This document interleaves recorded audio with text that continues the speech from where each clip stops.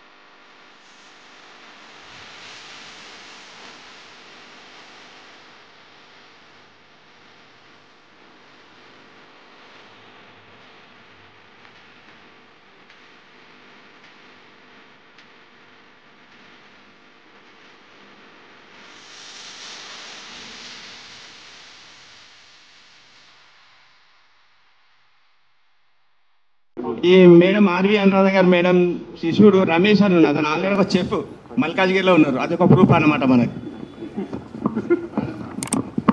యాక్చువల్గా నేను హ్యాండిల్ చేసే కోర్స్ ఏంటంటే hotel management and catering technology అండి. ట్రెమెండస్ కెరియర్ ఆపర్చునిటీస్ ఉన్నాయి. మన దగ్గర యాదవాస్ ఏంటంటే ఒక స్టిగ్మా, మనము ముందుకు రాము దేనికైనా, ఏ ఫీల్డ్లోకైనా. ఎంతసేపు మన పిల్లలు ఇంజనీరింగు, మెడిసిన్, ఈ 2 కోర్సెస్ తప్ప మనకి ఇంకేమీ కనపడటం లేదు. సో నా ఇంట్లోనే పెద్ద ఒక వార్. నా పిల్లలు ఇద్దరు they didn't want to do MPC nor BiPC. They went for a very abstract courses. My son discontinued his engineering from KMIT. Please అర్థం చేసుకోండి, KMIT నుంచే డిస్కంటిన్యూ చేసేసి he is a musician now.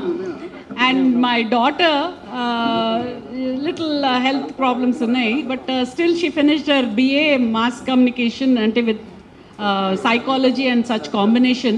She wants to be a, I don't know whether she can do it or not, but I am supporting her. ఆమె ఒక film director అవ్వాలని ఆమె కోరిక. And basically she's a content writer. అందుకే ప్రభన్ గారు వచ్చారు కదా ఇక్కడ. I think once I had to speak to him also. So courses అనేవి, కెరియర్ ఆపర్చునిటీ పాత్స్ చాలా చాలా చాలా ఉన్నాయి మనకి. ఇంజనీరింగ్ చదివితే it is a stagnated career, please take it from me. ముందుకు వెళ్ళలేము. ఇంజనీరింగ్ చదివిన వాళ్ళు అక్కడికే ఆగిపోతున్నారు. నా దగ్గర స్టూడెంట్స్ హోటల్ మేనేజ్మెంట్ చేసిన వాళ్ళు they are also vice president పోస్ట్లలో ఉన్నారు, including a company called HP, Hewlett Packard అంటారు. అలాంటి ప్లేసెస్, అలాంటి హైట్స్కి వాళ్ళు రీచ్ అయ్యారు. What was that course they have studied? Hotel management.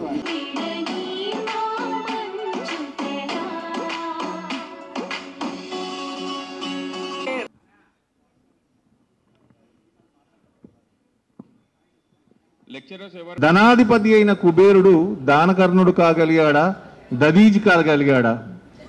పువ్వుకు తావి అబ్బినట్లు ఈవి కూడా పుట్టుకతోనే వస్తుంది మహానుభావులు కొందరికి, వారి పుట్టుకే పుట్టగతులు అందరికీ.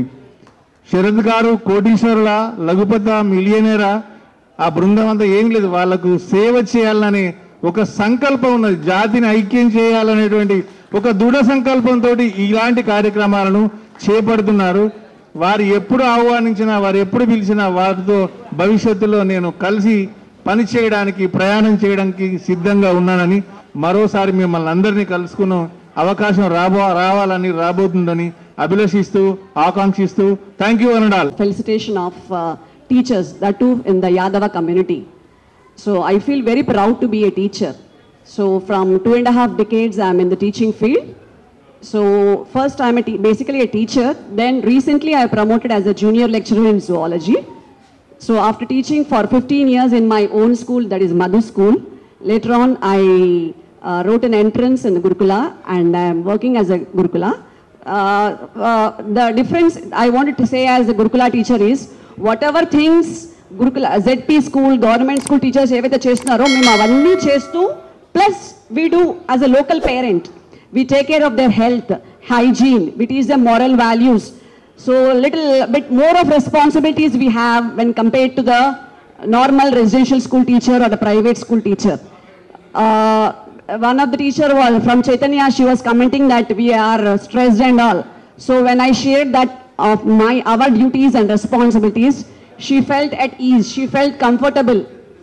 So a Gurukula teacher Sunday kuda panchestar, Gurukula teacher public హాలిడేస్లో కూడా పనిచేస్తారు. So some of the teachers will be working on a holiday, some of the teachers will be round the clock, even NCT, night care taker అంటారనమాట. So ఇద్దరు teachers 24 hours 24/7 ఎప్పుడు పిల్లల్ని guardian లాగా చూస్తూనే ఉంటారు, whether it's boys school or a girls school. So we work round the clock and I'm in a BC welfare. So being a BC or Yadava, I am working for a BC welfare school. So that is what I am proud of it. Thank you all. Thank you for Yadava మిత్రులందరినీ, యాదవ ఉపాధ్యాయులందరినీ పిలిచి ఎక్కువ వేదిక మీద మరి మన సోదరులు పిలిచి సన్మానిస్తున్నందుకు చాలా గర్వకారణంగా ఉంది.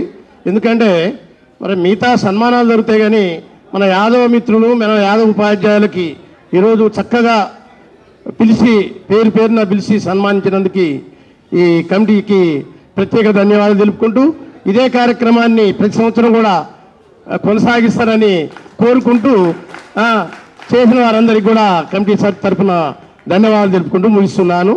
జై యాదవ్, జై మాధవ్. ఇవ్వాలని చెప్పి మీ ముందుకు వచ్చాను. మొట్టమొదటి ఏమిటంటే, నేను 10 సంవత్సరాలు జూనియర్ లెక్చరర్గా, 20 సంవత్సరాలు డిగ్రీ లెక్చరర్గా పనిచేశాను. అయితే జూనియర్ లెక్చరర్గా పనిచేసే సందర్భంలో మేము పేపర్ వాల్యుయేషన్కి హైదరాబాద్కి వచ్చేవాళ్ళం. ఆ సందర్భంలో వాల్యుయేషన్కి వచ్చినటువంటి వాళ్ళల్లో యాదవ లెక్చరర్స్ ఎవరున్నారు అని చెప్పి వెతుక్కొని అందరం ఒక సమావేశం ఏర్పాటు చేసుకొని 2-3 రోజులకు ఒకసారి టీ పార్టీ లాంటివి అట్లా చేసుకునేవాళ్ళం. ఆ సందర్భంలో మాటలో మాట వచ్చి నేను ఏం సజెస్ట్ చేశానంటే, మరి మీరంతా లెక్చరర్సు, అంత పీజీ పాస్ అయినటువంటి వాళ్ళు ఏదైనా మీరు పిహెచ్డి చేయదలుచుకున్నట్టయితే మన యాదవ కులం మీద పిహెచ్డి చేసినట్లయితే మీకు పిహెచ్డి డిగ్రీ వస్తుంది, మన కులానికి మనం సహాయం చేసిన వాళ్ళం అవుతామని చెప్పడం జరిగింది. దాన్ని పురస్కరించుకొని మా మిత్రుడు ఆ రోజుల్లో ఉండేటువంటి లెక్చరరు కనకబండి మోహన్ రావు అని ఖమ్మం జిల్లా, అతను ఇప్పుడు మన మధ్యన లేడు, ఆయన ఉస్మానియా యూనివర్సిటీలో ఉండేటువంటి సరోజిని రేగాని యాదవ్ గారి దగ్గర పిహెచ్డి చేసి డాక్టరేట్ పొందాడు. నేను ఆయన తీసుకున్న సబ్జెక్ట్ ఏంటంటే కాటమరాజు కథ, మన యాదవులకు సంబంధించినటువంటి కథని. దాని పుస్తకం తెస్తామనుకున్నాను నేను, తర్వాత నేను ఆ పుస్తకం మీకు చూపిస్తాను. ఇంకా రెండో విషయం ఏమిటి అంటే, నేను శరత్ గారిని కోరాను, మనం ఇట్లాగే టీచర్స్ ఎట్లయితే పెట్టుకున్నామో అట్లాగే యాదవ క్రికెట్ టోర్నమెంట్ అనేటువంటిది కండక్ట్ చేయాలి. మన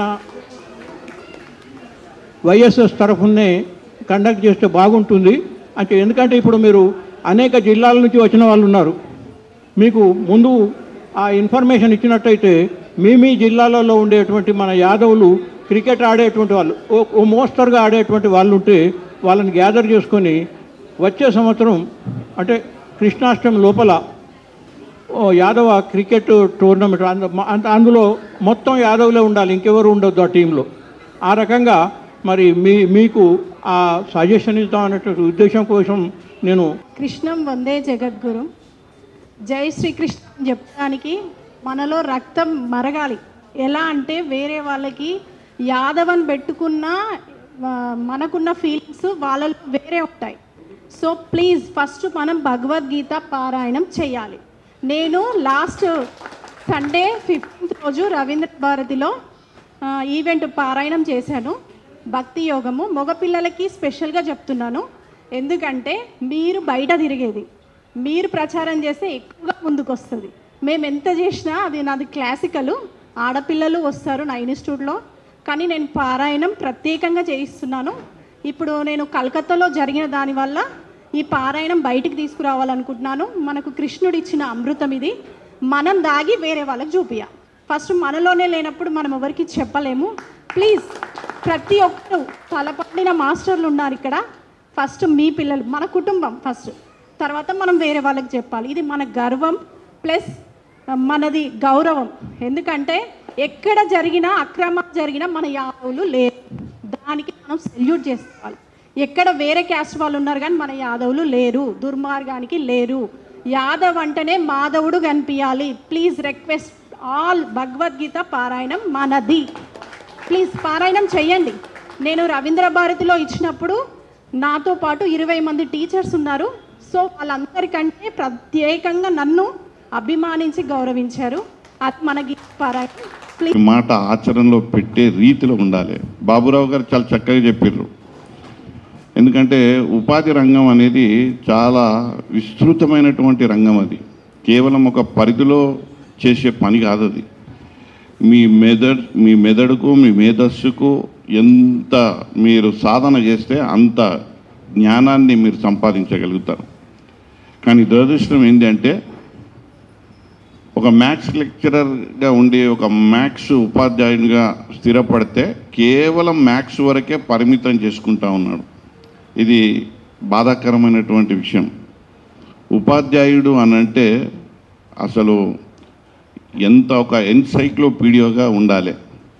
కానీ ఇవాళ పరిధిని వాళ్ళు తలుచుకుంటే దాన్ని పెంచుకోగలుగుతారు, కానీ పరిమితులు వాళ్ళే విధించుకుంటా ఉన్నారు.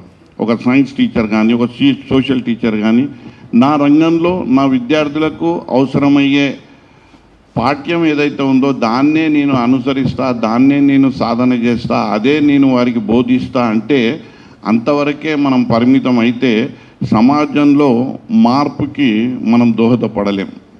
ఎందుకంటే వేగవంతమైనటువంటి సమాజం. ఇక్కడ చూస్తూ ఉంటే అందరూ చాలా అనుభవస్తుల్లా కనిపిస్తూ ఉన్నారు. చాలా చక్కగా మీ వృత్తిని మీరు కాపాడుకుంటూ ఉన్నారు. అది అందరికీ నచ్చిన విషయమే.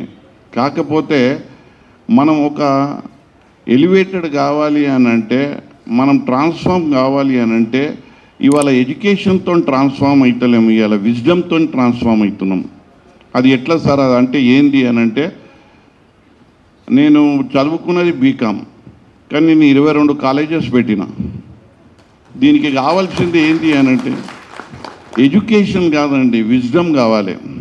మీరు ఎడ్యుకేషన్తో మనం ట్రాన్స్ఫార్మ్ కాలేము, విజ్డమ్తో ట్రాన్స్ఫార్మ్ అవుతాం. Enlightenment will come with wisdom, not with education. Education is the information.